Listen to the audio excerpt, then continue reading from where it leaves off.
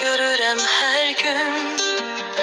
Ən şirin arzular, diləklər kimi hərdən qanad açıb pərvaz edirsən. Başımın üstündən mələklər kimi. Gəl yuxuma gəl, gəl ürəyimə qon, səsin toxunsun gecəmə sən, gülümsə son.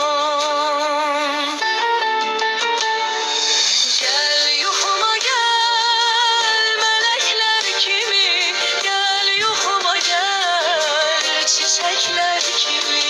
Gəl yuxuma gəl, mələklər kimi, gəl yuxuma gəl, çiçəklər kimi.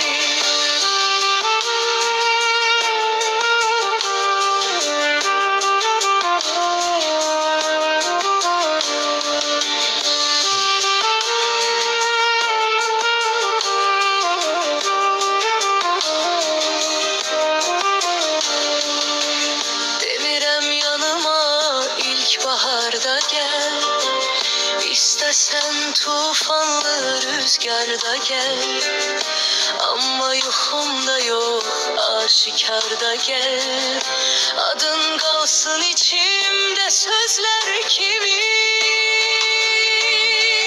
Gəl yuxuma gəl, gözlərimdə qal, biraz yaxın ol, sonra yenə uzaqlaş əlbət.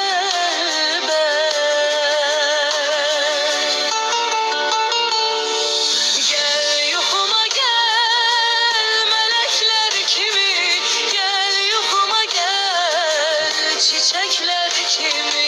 Gəl yuxuma gəl, mələklər kimi, gəl yuxuma gəl, çiçəklər kimi.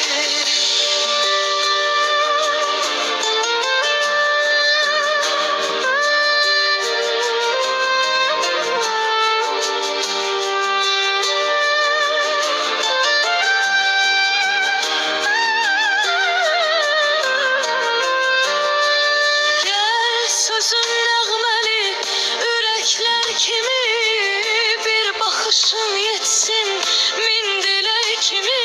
Mən səni saxlayım, yuxu tək gizli, sən